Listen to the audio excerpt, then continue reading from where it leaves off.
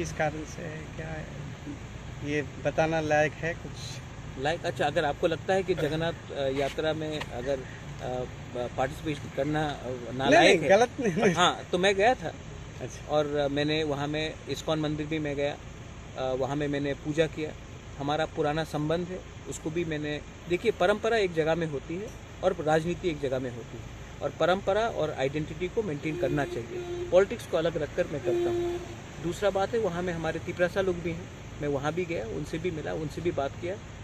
और अगले महीने मैं खगड़ाछड़ी भी जाऊँगा, वहाँ में हमारे बहुत जनजाति लोग हैं, मैं उनके साथ भी मिलूँगा, उनके साथ भी बात करूँगा, और उनके संग भी एक रिलेशनशिप है, वो हमें रखना चाहिए।